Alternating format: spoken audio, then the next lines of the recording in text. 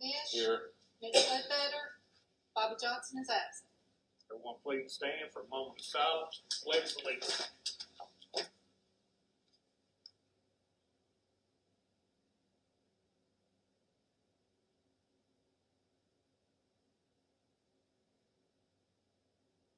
Thank you very much. I pledge allegiance to the flag of the United States of America and to the republic for which it stands, one nation, under God, indivisible, with liberty and justice for all.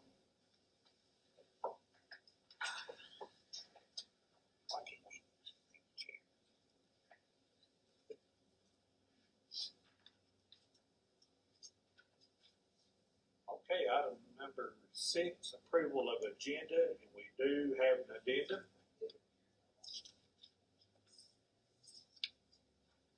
The addendum is return to school safety plan. Motion to approve agenda. Second. Got a motion and a second. Any discussion on the agenda? Roll call. Rick Chadwick. Aye. Matthew Coleman. Aye. Glenn McNish. Aye. Mitch Ledbetter.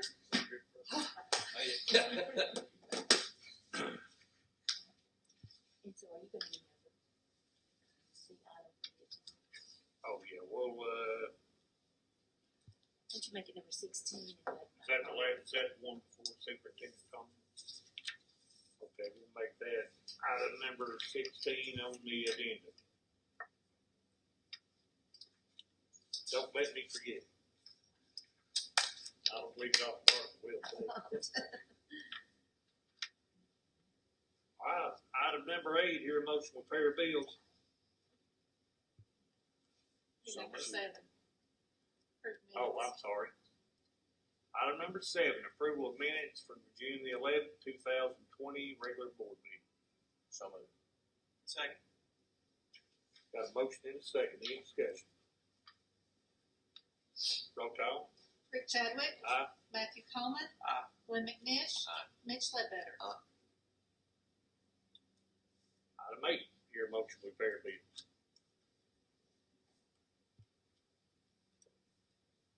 Motion to pay the bills.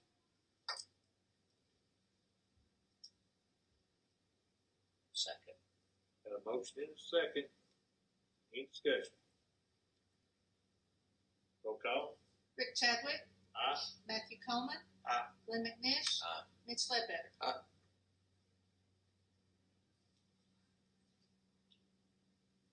New business. Item number 11, approval to renew the contract between the LCBOE and the superintendent of schools.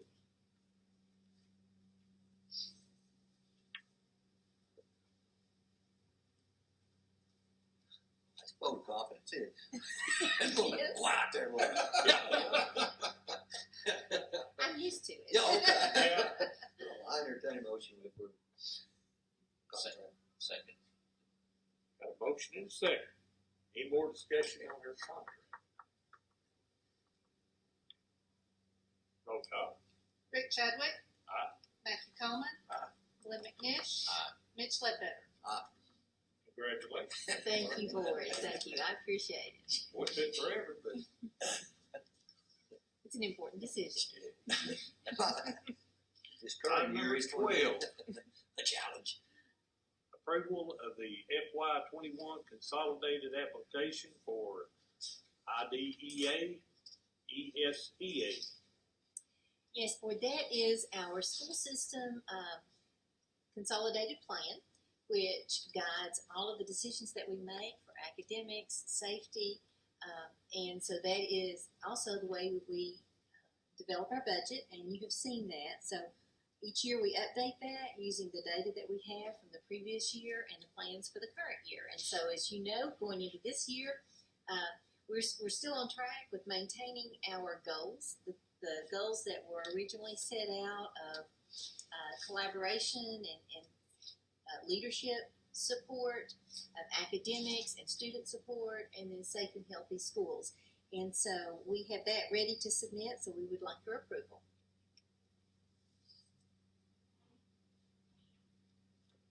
Motion to approve. Second. Got a motion and a second. Any discussion? Roll call. Rick Chadwick. Aye. Matthew Coleman. Aye. Glenn McNish. Aye. Mitch Ledbetter. Item 13, approval of the differentiated pay plan for 2020-21. Again, we have submitted this for your approval. This gives us the direction for providing additional compensation for differentiated opportunities for staff, and you have the plan there that determines exactly how we would spend these dollars, and it's very much in line with what we have done the past 2 years. Any questions? Make a motion to approve. Second. Got a motion and a second. Any discussion? Roll call. Rick Chadwick. Aye. Matthew Coleman. Aye. Glenn McNish. Aye. Mitch Ledbetter. Item 14, approval of the Football Booster Club Annual Information Report for 2019-20. And could I make a stipulation here? I've spoken with the president of the organization and the person listed as their bookkeeper. The person listed as their bookkeeper is our bookkeeper at the middle school, and she is not by law allowed to serve. She was not aware of that, and neither were they. So if we could, everything else is in order here. If we could just approve this with the stipulation that they replace the bookkeeper, and they've agreed to do that, they'll get us the name as soon as possible.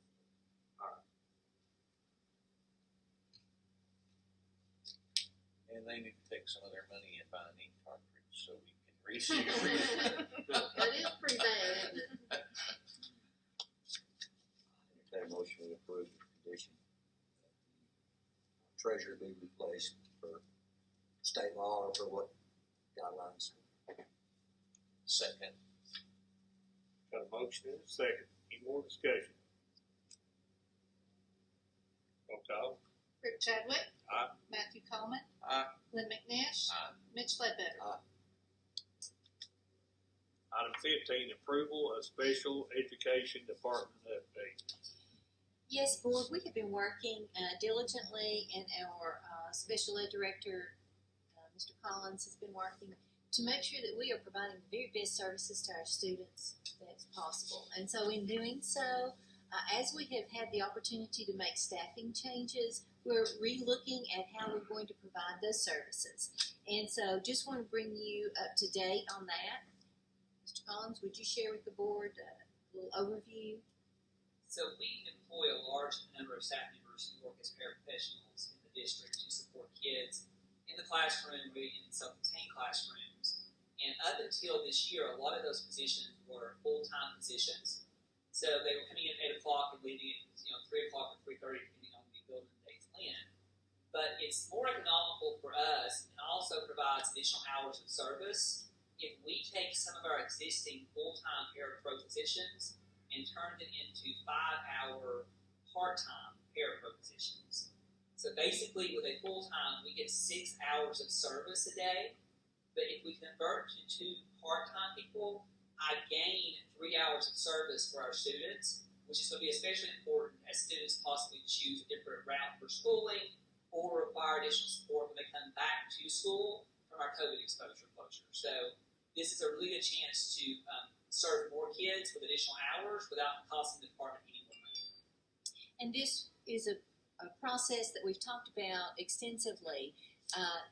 As we have people who move positions or retire or leave, then we would convert those positions to 5-hour positions. This would not affect anyone who's currently employed as a full-time position.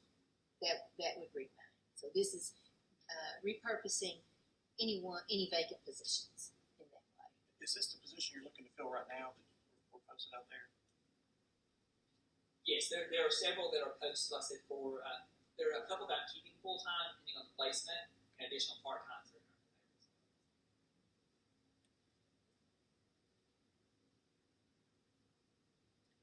Win-win situation. Yeah, motion to approve. Second motion in a second. Mitch made the motion. More discussion? Roll call. Rick Chadwick. Aye. Matthew Coleman. Aye. Lynn McNish. Aye. Mitch Ledbetter. Okay, now we'll go to item 16, and that'll be the addendum. Approval of the return to school safety plans. Dr. Parker. Yes, Board. If you would, I'd like to start, first of all, with the district COVID-19 plan. And this is hot off the press. We just had a principals meeting and updated it a little bit from what you even received yesterday and the day before. So you have had a chance to look at this to see what our generalized plan is for the district. Know that we believe that all schools, all students will begin school on August the 7th. We have additional cleaning protocols that you will see there that are in place. Mr. Sims and his staff, as well as the principals and our teachers and our students, are going to be asked to do some things differently this year to ensure that we are all safe at school. So that is our number one priority. We are utilizing our staff in ways to make sure that we're ready. We have been stockpiling some face masks, face shields, those kinds of things. You will see also our focus on learning, because that is what we do in the school system. So we're going to have a learning at school option and a learning at home option, and you'll see that information there. We are blessed in the district to have had some experience with learning at home, and so we will utilize that experience that we have, as well as stepping into a newer world when we have more short-term type concerns that come up.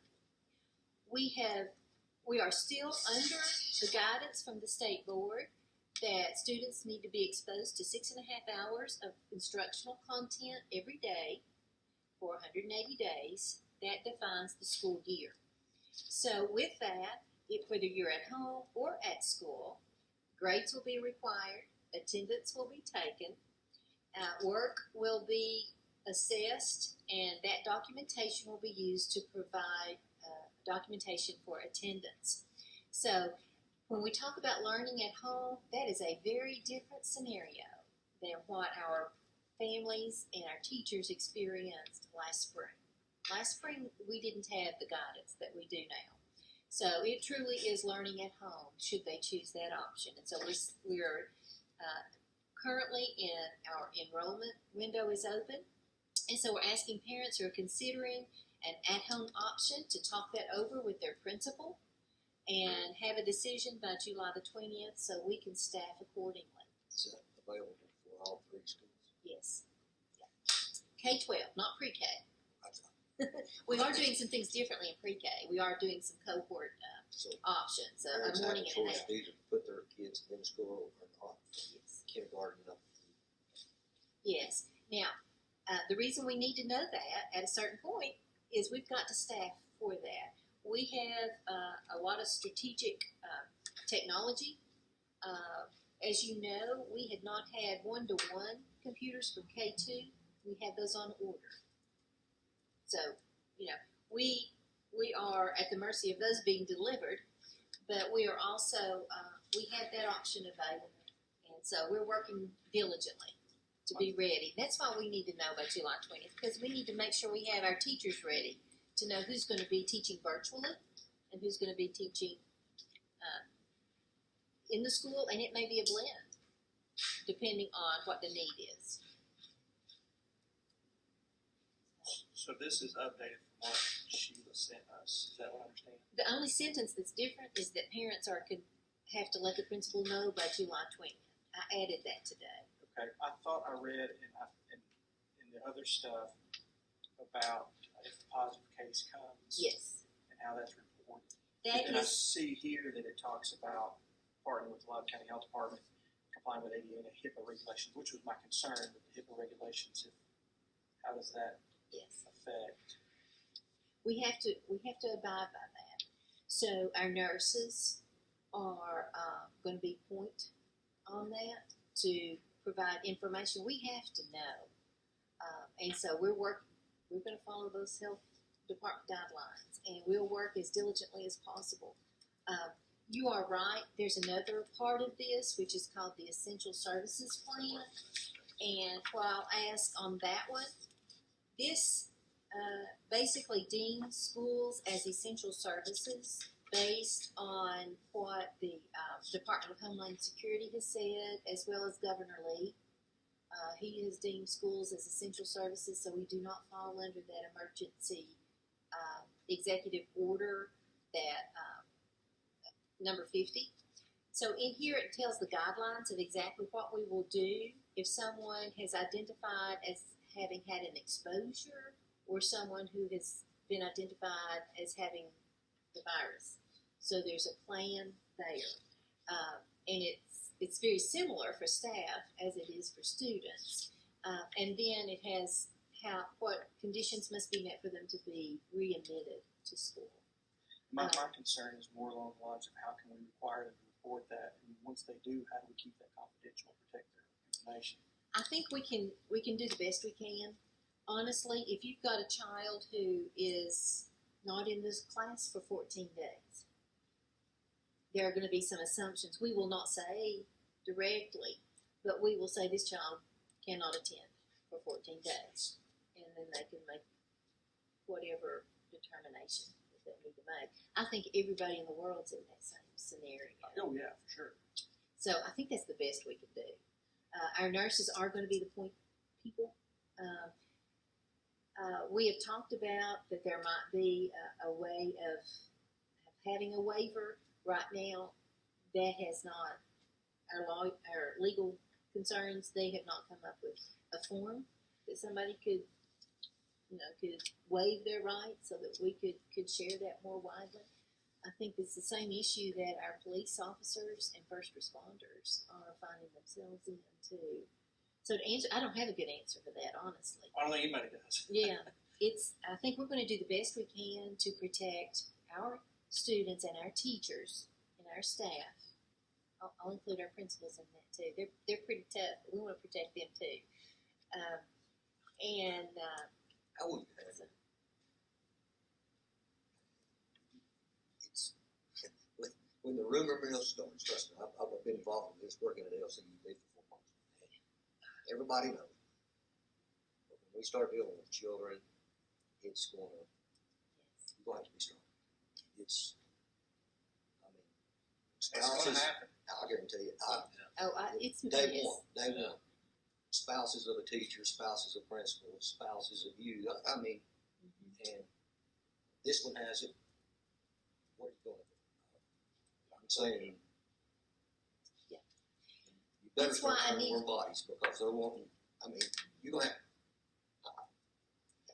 That's why it's so important that you all be in agreement with what we've gotten written here. The health department emailed me last night. They're okay with what we have put down today. Honestly, from the time I started working on this, well, I just told you 20 minutes ago we made a change. It changes very, very quickly. We promise we're going to monitor it, but at the same time, new information comes out daily.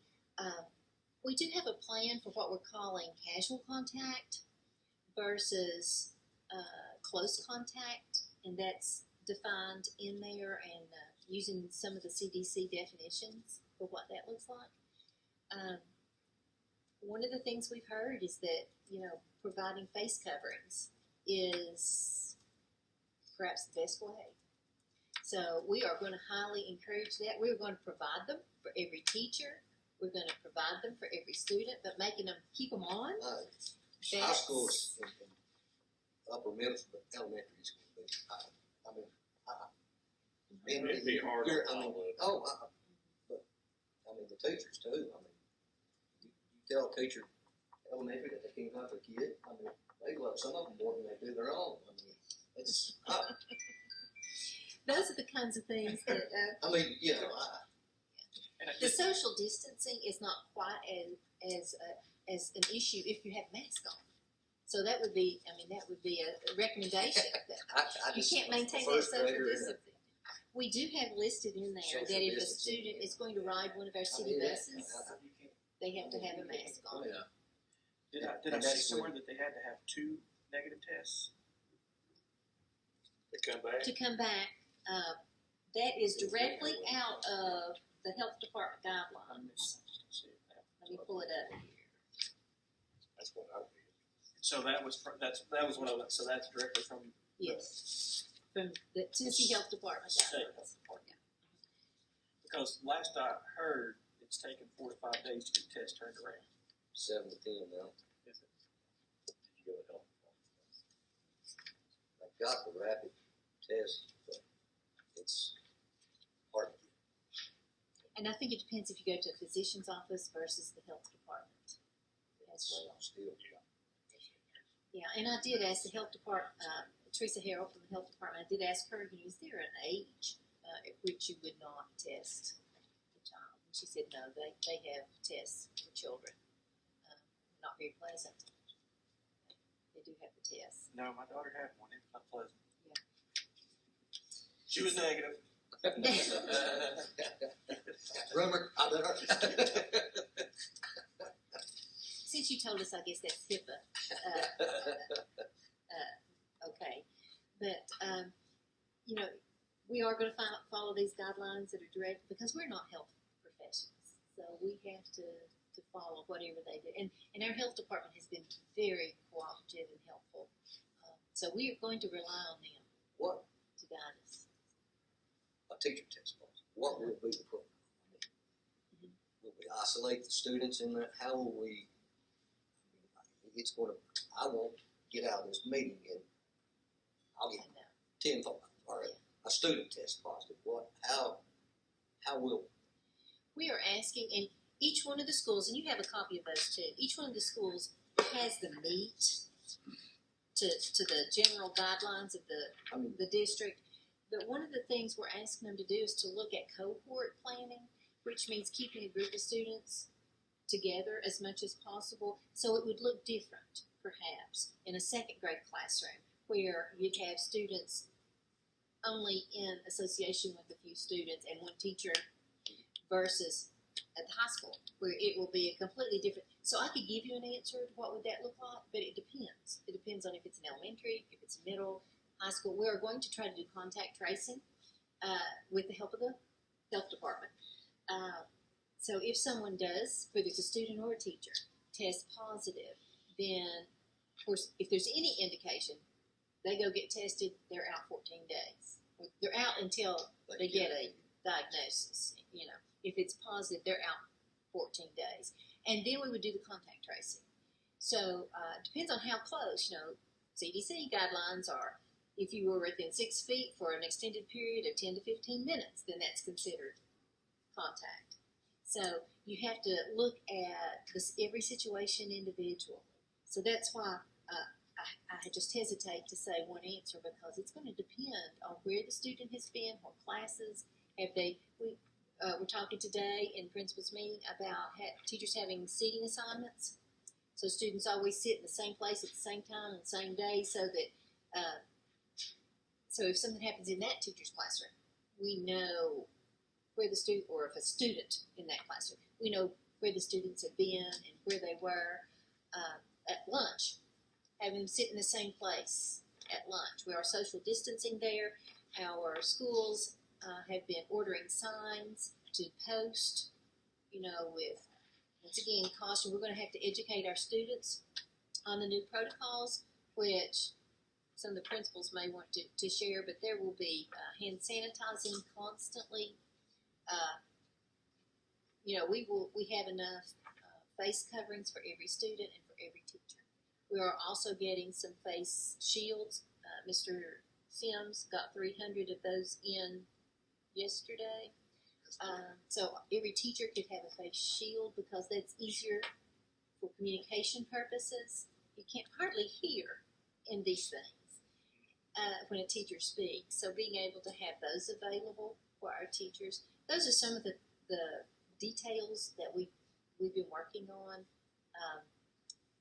So we're going to do our very best. If it comes down to the point where we can't contact trace and we do have to do a closure, we're going to first look at closing and having information out to, if it's classroom level, grade level, or school level, but not district level, if there's any way to keep the district operating. So then if we would like to the see child is out, say they are tested positive after 14 days, and I saw one of the plans that should we have to do some shutdowns, there's check-ins at the Google Meets. Yes. Do we have the capacity to put cameras in the classroom for those children to still log into their class and watch? Yes. That is part of our watch your grin over there. Yes, we do have that option. We think about it. Yes, we have been working hard with our technology to try to find it. See the setup we have here for our board meeting. We're looking to provide that at least one setup per school, and we've got more than that. But then we're also having about 14 mobile units that we could roll into classes to live stream out. We still have the opportunity to do Google Meet as well. Do you want to speak to any of that? It's a big old can of worms to open, but we have, just like we have a safety plan with what we're doing with regard to safety protocols, we have a really detailed continuous learning plan that we've been working on for months. The first sort of phase was submitting our CARES Act application, so using our allocation of the CARES Act money to invest more in the technology infrastructure part. So the classrooms where students can stream in, but also making sure our K-2 kids all have devices. So trying to put some of that stuff in place. And then it becomes how do we make sure we keep planning for seamless transition. So, it could be individual students that get diagnosed, or they may have a family member that's diagnosed. There are going to be all kinds of situations, like Dr. Barker said, that are individual. So we want to have a plan in place for those kids to be able to move in and out of in-person and at-home learning. So using the streaming into the classrooms, using our one-to-one technology, using our Remind app, the website, Google Meet, Canvas is our learning management system. So making sure we use every tool that we have available so that students can move in and out of at-home learning and at-school learning as seamlessly as possible. And so we started developing, we have to submit a plan to the state to show how we're doing that, to make sure that learning continues, because we've been given very specific guidelines from the State Board of Education that learning students will continue to move through standards and content. No more will we have this timeout session. So it becomes our responsibility to make sure that we're doing that. So we're using all the technology that we already had in place in this whole idea of personalized learning, and then we're just adding to that. And then it becomes the teachers just problem solving and figuring it out. And our teachers have been working all summer doing professional development and working in vertical teams to develop materials, kind of rethinking how they plan so that they're able to make sure students who are at home are getting the same comparable instructional experience as students who are at school. So they've been working all summer very diligently, making sure that we're kind of tweaking how we do things, how we've done things in the past to make sure we're ready to go when school starts. So there's a lot of detail to it to this point, and there's even more detail that needs to be worked out as we get closer to the school year and we get more of a sense of how many students are going to be at school. We're planning for at school. We want our kids to be at school. But once we have an idea of those that may need to be at home, we'll have a plan.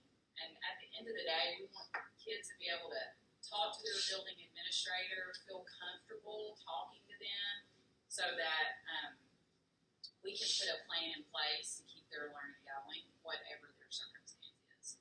So a lot of professional development, using our materials that we've invested in, using our technology infrastructure, our communication tools, and really figuring out a good plan to keep that going. So we have a flow chart that we're developing, and we worked on that in the CNI meeting and with the principals today to make sure we're anchored in that, so that whatever scenario comes up, we can kind of go to that flow chart and say, okay, here's this scenario, here are our options, this is what we need to do for the student. So, Ms. Smith talked about the fact that our teachers have been working hard, and we have had a very good plan for them to work. We're calling it synchronous and asynchronous learning, so that we can keep everything together, because we may get started in school and then there may be a large outbreak and we have to pause. Well, we can't pause teaching or learning. We can pause coming to school, but we can't pause the rest of it. So it's very different from the world that we experienced back in the spring. And so our teachers have to be ready to go. Our students, one of the first things we're going to do when our students come back is make sure that everybody understands how to access the information, how to use the technology tools. In addition, if a parent wants to choose at home, then we have some guidelines, and we are working on an agreement of expectations that they will provide, that they will monitor to ensure that students are accomplishing the tasks that they need to accomplish and turn in. Certain ones will be designated to determine attendance, because truancy still kicks in. At the same time, we are suspending our attendance incentives, so that we take that off the table and kids aren't worrying about whether or not they're coming to school to meet some kind of a carrot that we've put out there for them. If, say, I as a parent I want my kid in school, say, 3 weeks into it, I want to pull him out. How's that? I mean, and that could happen. I've been asked. And we've talked about that ad nauseum. That's one of the things that we will have that agreement. And if the parent will, say, "Hey, I promise I will do X, Y, Z," Yeah. and we'll so it doesn't monitor matter it. what time frame it is. 6 weeks, first week, we're allowing them to pull this kid out at any time. Okay. I don't know that we can stop it, honestly. Honestly. I think we're here to serve, and we want to make sure that, now, if they want to go long term, iLearn is an option. And so if you want to enroll in iLearn, then you need to stay in there a semester, because there are certain guidelines around iLearn. So if you go first semester and then you want to continue iLearn second semester, that's fine. If you want to go second semester, iLearn is kind of like another school. That's why on our new website you may see we have elementary, middle, high, and iLearn. But this other piece, the moving in and out, and the student that maybe have a diagnosis of some kind and needs to stay home for 14 days, but still needs to continue instruction, not sick enough not to do work, that kind of thing. We have to have a plan for that, and that's where our streaming option is. These are not ready for public consumption, but just to show you what we're working on, and then I'm sure we'll want to come and show you the final product, or as final a draft as we can get to. But this is our continuous learning plan document that we're working on right now, and so you can see we got this much. This goes all the way into the detail of saying what we are required to do is provide access for a 6.5-hour school day for kids 1st through 12th grade and 4 hours for kindergarten. So we even have sample schedules in here for how we're going to do that. And we have guidance in here for how we're going to take attendance and how we're going to do grades. I mean, we're thinking through as best we can. We talked a lot this morning about we're going to have a plan, but then there are all kinds of contingencies that happen. But the good news is when you got a good plan and you've got a process to think through, then you can always go back to that, and we can help each individual student depending on their to be in our flow chart. And so we're under this idea of we're starting school, and we're starting school at school. But we know in that scenario, we could have a certain percentage of students, for whatever reason, are more comfortable at home. So if that's the case, we've got a flow chart for that. And we know that I may start school at school, and I'll be good, but then I get diagnosed, or I have an individual. Well, we've got a flow chart for that. And then we know that we may be under a situation where, because of the health department, because of the spike in cases or whatever, we have to close school altogether, and everybody's at home. Well, we've got a flow chart for that. And so what we're doing now is showing this to different groups of teachers and our administrators and people, even our caregiver support, like the Boys and Girls Club, partnering with them, having them look at this and then ask us questions and say, what if we did this? So that we can refine all of this and get to that point, at least for when we open school, that we've got a really good home base to start with, and then we'll be able to hopefully deal with some of the, different scenarios that pop up. So trying really hard as much as we can to strategically think through all of the different scenarios, with also knowing that there could be 50 other scenarios that pop up that we haven't even thought about yet. But we're working really hard to be very strategic and thoughtful about it, using all of the great resources, which includes our teachers. I mean, they have our vertical teams and our lead teachers. I can't tell you how much they really just embrace this. And, we always hate to say that term, building a plane while we're flying it. We don't like that. We like to have a plan and then build a plane. But sometimes you're put in situations where that's just what you have to do. And our teachers have really risen to the occasion, and our principals thinking through what we're going to have to do, because we just really want kids back. We know kids have to be back at school. So, and more than that, they have to be learning. Our students need to be learning to be healthy and productive. And so we're going to do everything we can to make sure that happens. So when these are refined and really we feel good about where we are before we have to submit this to the state department July 24th. So before then, we'll have some good drafts for you guys to review. You got it. We're working hard. Everybody's working super hard about it. But the message needs to go out, and I hear what you're saying, Mitch. The message needs to go out that all of this is in place. And number one, we want our parents to know that we're working hard to have a healthy and safe environment. But number two, we can't guarantee a COVID-free environment. So then our academic plan has to be so flexible that we can address it, whether it's a classroom, a grade level, a school, or the whole district has to go home for a little while. That still means our teachers are still working, by the way. Wish they all get sick. That's another issue. Yeah. So I would say if you get those questions from parents, which you're going to get, ask them to contact the principal.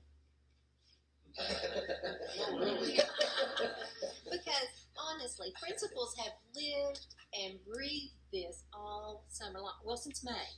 You're the first little tab on all these lines across here. You got a situation.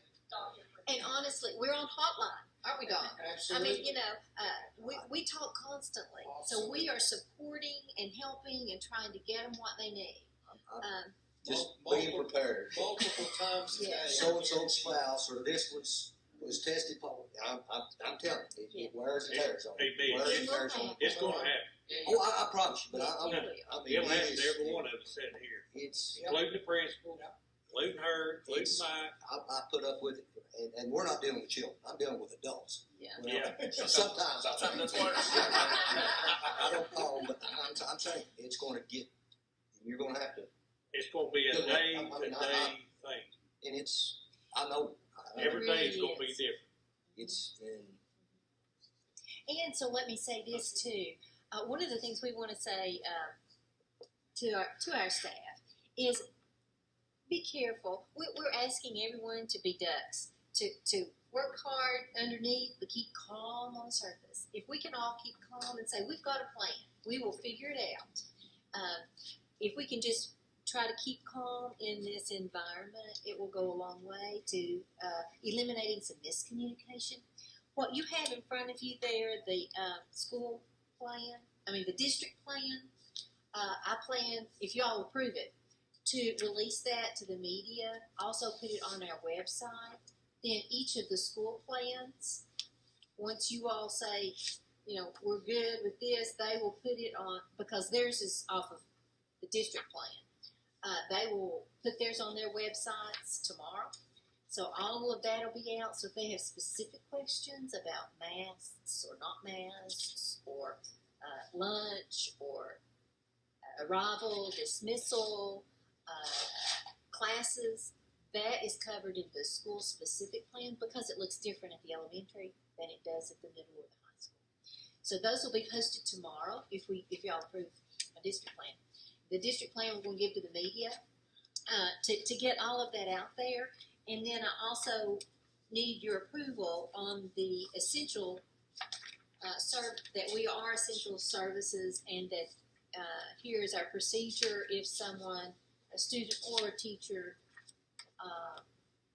has casual contact or close contact, what our procedures are. And again, that's going to have to also be individualized based on the circumstances. My concern is HIPAA. Yeah. Making sure that we don't have teachers telling, or if the kids do it, that's different. But teachers aren't saying, Johnny had diagnosed. We will cover that with them. We will do training with them to ensure that we have told them that, and follow up if they don't with disciplinary procedures. But yes, we will address that. We have to.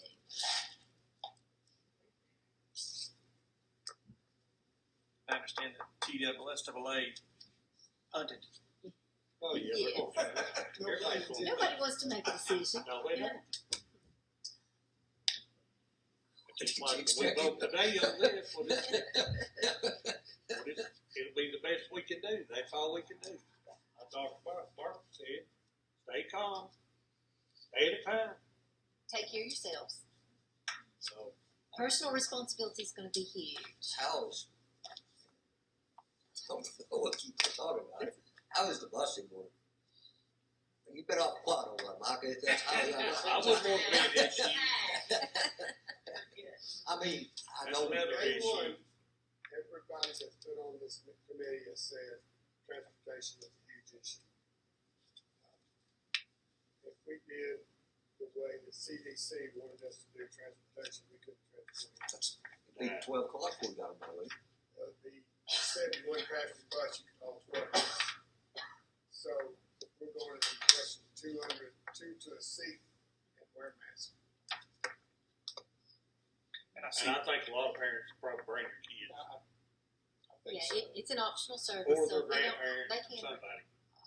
So I saw you. That's what our buses are doing. We're waiting for the Not county everybody. to say what their buses are going to do. They meet today. Yes. See, We can govern our buses 1 through 10. they're not. Otherwise, It's got to be, we're taking care of our drivers too. We're asking the students to wear masks because they're not easy to find. In fact, we're too short now. We do have needs of bus drivers and custodians. Full mask, bus drivers. Have a full shield. they're going to be handing out masks to kids as they get on, assuming they don't have one. The drivers, no, we're hoping we have another person on there to be taking the temperature As they get on. and there'll be hand sanitizer mounted when they come out on the bus. What about the county when they come out of the high school? That's Ken. According to the response from Biden County, they're not going to take temperatures getting on the bus. I don't think they're going to require masks to get on the buses. That being said, if you take the temperature of the kid walking onto the bus who's leaving, Or if he doesn't have a mask. We beat this. Yeah. They have a We can beat it temperature. all day and beat it the next day and beat it the next day. And we've talked about it many times, okay, when the kid gets there, he's got 100.6 temperature. Okay, both parents going to work. What do we do with the second grader? We're going to isolate. I'll tell you what we're going to do. Yeah. We're going to put a mask on them. We're going to isolate them until the parents can come get them. And they have to be tested before they can return back to school. Or they have to be diagnosed with some other, from what I see Yes. here, like a strep. And see, that's childhood diseases. Yeah. I mean, that's the world we live in. So, yes, we do have a protocol for that. Let them on the bus? Sorry. Let them on the bus? No. No. No, we've talked about having somebody go and be with them until the parent, or go pick them up, take them to an isolated area until the parent can come get them. We've talked about that. And that's in our plan. It's in our plan. So, Mr. Orr has a plan for the high school because they're going to be checking temperatures upon arrival, because we don't have that at the bus piece from the county. So that there is a different procedure at the high school directly, because to try to help with that situation. And we are looking for we're looking for teacher assistants also to ride the bus. So if you know of anybody out there that would be interested in that, That's what I know. You better have a bunch of warm bodies ready to go. I mean, But one thing about it, we are going to be safer than going to the grocery store. that's interesting. Well, that's true. They don't take your temperature when you go to Food City. Or Walmart.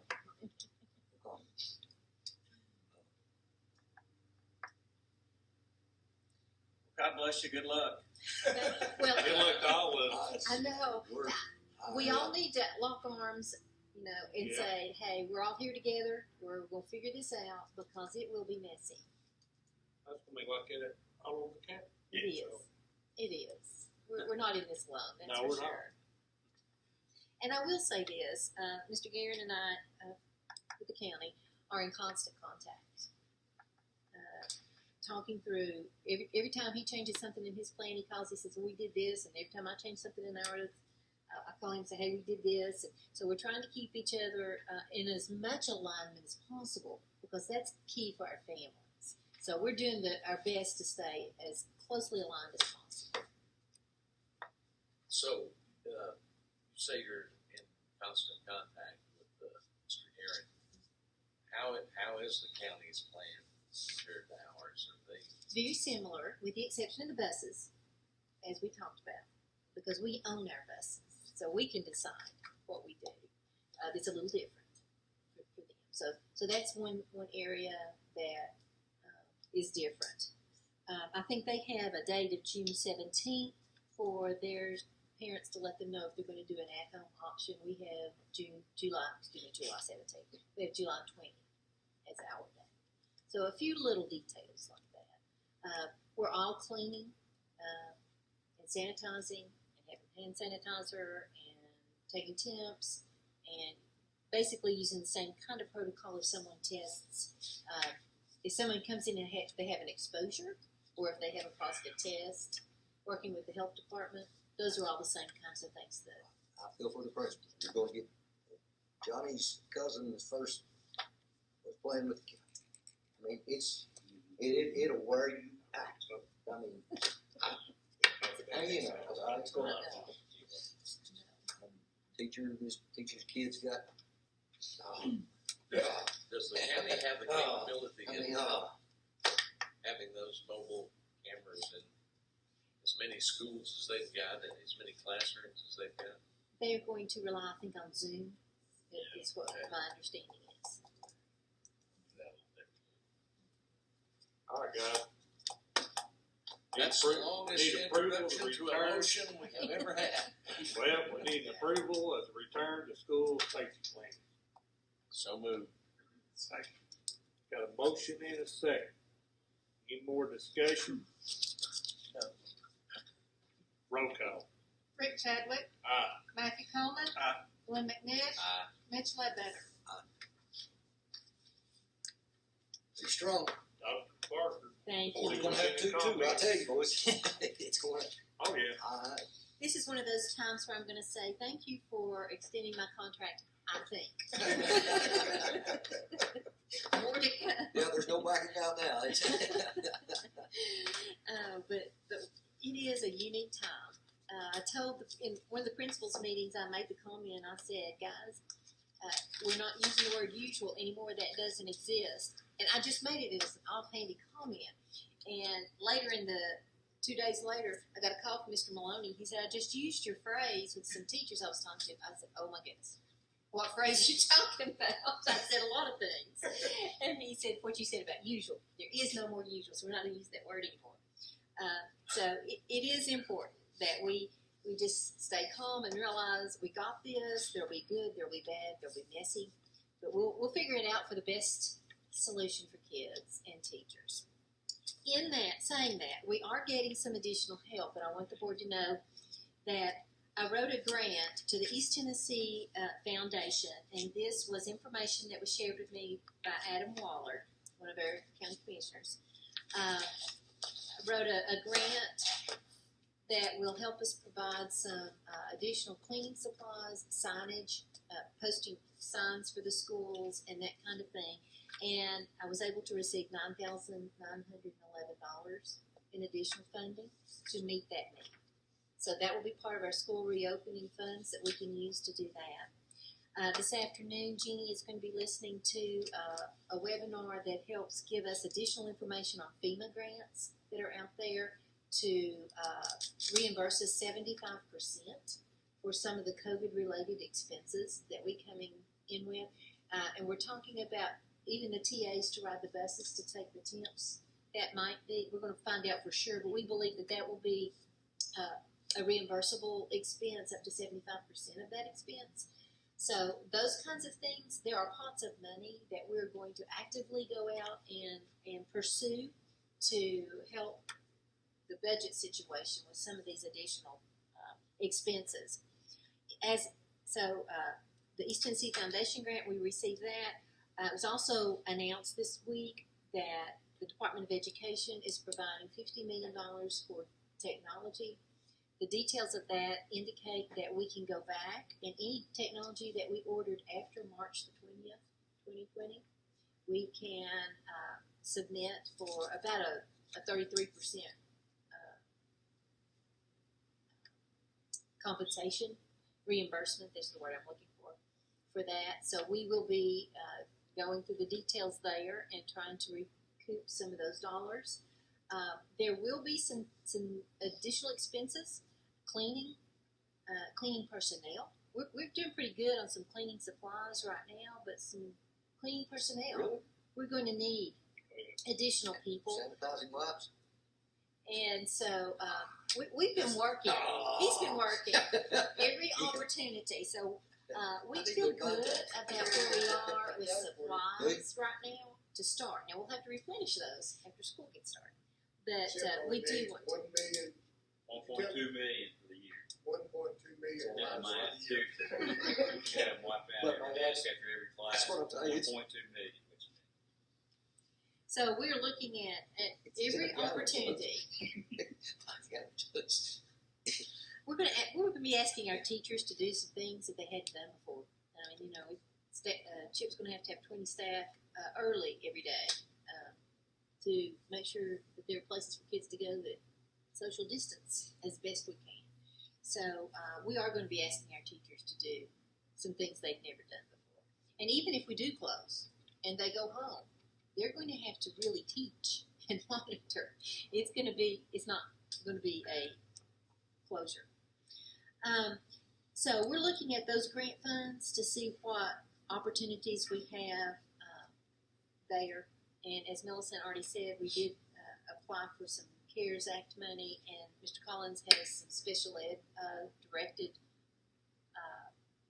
grants. So we're working hard to ensure that we have the capacity, the resources that our teachers and principals need to have people at school. So that's why we're saying schools are opening August the 7th, and they're opening to educate students. Now there may be a little bit of a different look depending on need, but we're doing our best to provide a safe environment for our students to actually come in person. But there's also an option if they don't feel comfortable doing that as well.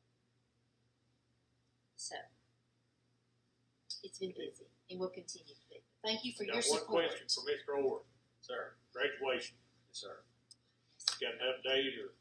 It's doing on the 31st, 7th, at the stadium. We're talking to Mr. Weeks and Mr. Wallace today. We're going to set a meeting about how we're going to do that, because we're going to change the format up a little bit. For example, we always have our singers perform, and they always sing song. They sing at every graduation. That's not going to happen. I mean, obviously, you can't go through and shake hands. So we're going to have to change the program. We're still going to have guest speakers. Tommy Hurst, former graduate, was a drum major at UT. Works for a financial company in Knoxville now. He's still coming. He's on board. Remember him well. Yeah. Good guy. Remember him at the board meeting Mitch? Oh, yeah. What he did? Yeah, with the dress code. Yeah. Oh yeah. Anyway, so that's still on. We've got to change the program just based on everything that's going on. Hope it's not too terribly hot on the 31st. That's my big honest. That's I my don't big. think it's going to change a whole lot between now and then. It might even be hotter. I'm gonna drive over here and see, because the sun sets and it shades the home side first, and so I'm hoping that yes. What time are you doing? 7 o'clock. 7 o'clock. Yeah, I said if I had a crystal ball, we'd have done this in June, but Oh, yeah. Oh, well. Anybody else got anything? Is there a motion we adjourn? motion to adjourn. Second. Got a motion in second. Roll call. Rick Chadwick. Aye. Matthew Coleman. Glenn McNish. Mitch Ledbetter.